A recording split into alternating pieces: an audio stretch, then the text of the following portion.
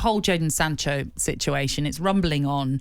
Are we going to see any resolution to this?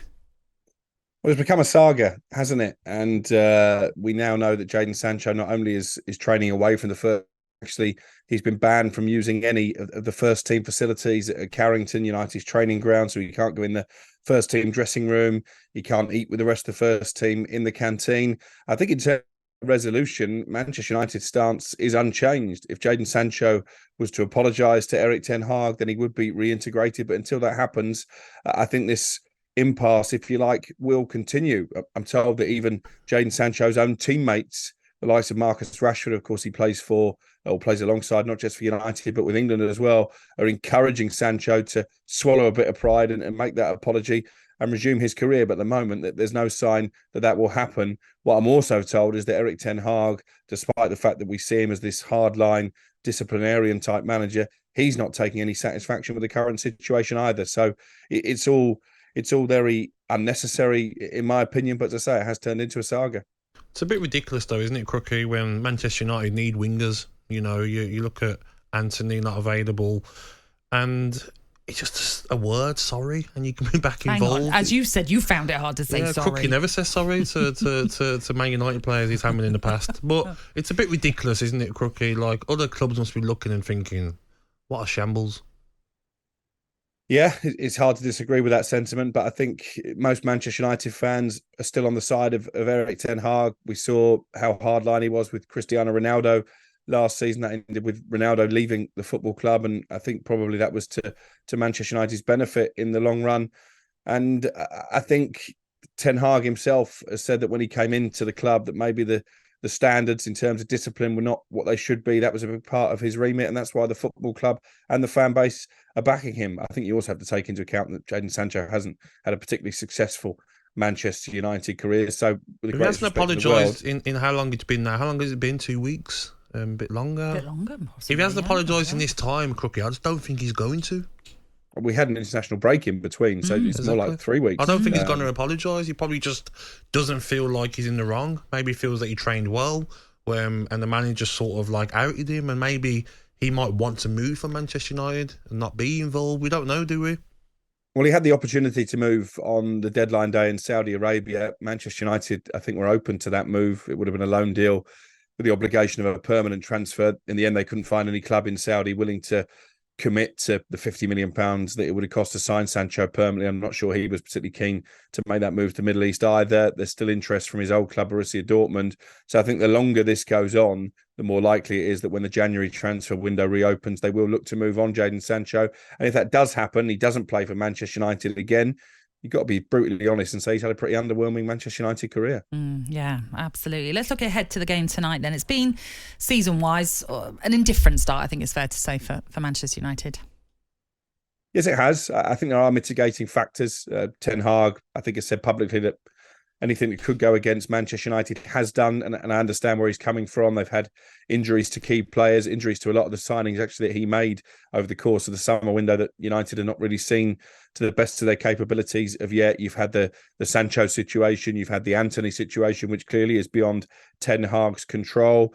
But I think it was a more determined Manchester United that we saw at Turf Moor. It wasn't a vintage Manchester United performance. They were outplayed for a lot of that game by Burnley, certainly in terms of possession, but they found a way to win. And I think Ten Hag will be hoping that that's a turning point now. They've got back-to-back home games against Crystal Palace in League and Cup. So I think they'll see the opportunity here to maybe build up a little bit of momentum. And they've got players coming back from injury. Varane obviously was able to come off the bench at Turf Moor. Mason Mount could well make his comeback in this cup game against Palace.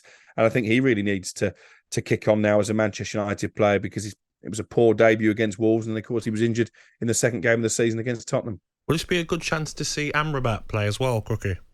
Yeah, you would imagine so. He came on at the end of that Burnley game, gave away a free kick actually within a few seconds of coming off the bench. But this could be a nice way to introduce him to English football. And I guess it's an opportunity maybe for the likes of Anthony Martial, because you'd expect that maybe Rasmus Højlund might be given a rest tonight to prove that he still has a future at the football club as well. So often these League Cup games, particularly in the early rounds, are an opportunity to test the squad and to give players who maybe aren't playing week in, week out in the Premier League the chance to shine.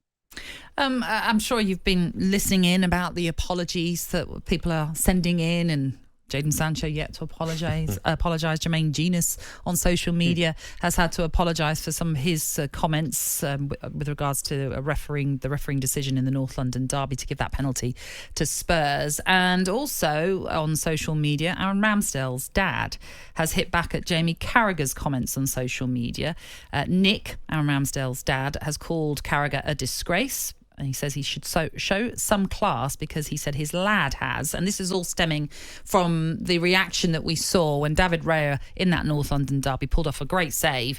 And the cameras, as you would well expect, panned to Aaron Ramsdale and he was seen to be applauding that save. Carragher said afterwards, I thought it was like the Oscars, you know, when someone loses the Oscar and they start clapping and smiling for the other person. I was laughing when I saw that. He's absolutely devastated with that, really, is what Jamie Carragher had to say. I've seen mixed reviews on this in the sense that some might agree with what Jamie's saying, that it was maybe a bit over the top from Aaron Ramsdale, but then likewise I've seen a lot of people defending Aaron and saying that actually is the type of guy that he is. I know you know him.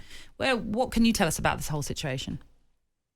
Well, I certainly fall down in the latter camp. I think Jamie Carragher's trying to get a cheap laugh, to be honest. I think it's possible to be disappointed at losing your place in the first team and also show class and support your colleague. And I think that's what Aaron Ramsdale was doing. He didn't know that the camera was going to pan to him at that point. So to suggest that it's staged anyway, I think it's quite poor, actually, from Jamie Carragher. I've known Aaron since he burst onto the scene at Bournemouth, having made his name playing in the lower divisions at Wimbledon. I know the type of character that he is. I know that he stayed humble, despite the fact that he's obviously had an awful lot of success since then. He's gone on to play in a team that finished second in the Premier League. He's gone on to play for England, and he's still the same guy. He's humble. He's a brilliant character. He's nothing but supportive to his teammates. He hasn't forgotten his roots. The one thing you can't accuse Aaron Ramsdale of is being a fake. So I think it was pretty poor from Jamie Carragher, to be honest. All right, Alex, thank you very much for being with us this morning. What about you, Gabby? No, what did you make of it? I don't think it's just something that Carragher should have said, but I could see where he's coming from a bit. It was the way he clapped. It was a bit, I don't know, it's not maybe not a natural clap, but but keepers can lose their place and still be happy for the opposition keeper to do well and then get your chance and do well. So well, especially as we're not privy to the conversations, obviously, that are taking place at Arsenal. So we've no idea what Mikel Arteta is saying to both of these players right now. But if he's actually being genuine and saying to them, look, you'll get your chance once again. I am going to rotate. This is going to be a thing. And I know Raya's played the last three, but still, you know, maybe Ramsdale can be actually genuinely pleased for his But I do think if someone's teammate. playing in your position, like, you want the team to do well, you want the players to do well, but if someone's in your position is having a bit of a bad time, deep down you're going to be like, oh, this is my chance now. Go knock on a gaffer's door and say, come on, he's having one. You know, it is it's hard, isn't it? As much as you're going to want the team to win, you're not going to be over the moon for the someone taking your goalkeeping place. situation, though, is the most interesting because you normally do have a set goalkeeper. That is the norm, isn't it? And there's nothing wrong with trying to make change. Brighton are doing it. We've talked about that plenty of times over the last few days. But I do sort of think, though, whoever comes into play for Arsenal right now, if they then make a mistake, it makes them think, oh, I'm not going to play the next game. There's that mentality that comes into it. So, but anyway, listen, it's not been a bad start to the season for Arsenal. I'm not sure Jamie Carragher will apologise, though. Yeah, I don't think he will. No. talkSPORT Breakfast, waking you up Monday to Friday morning from 6 a.m. on AM, on DAB, via the talkSPORT app and on your smart speaker. talkSPORT.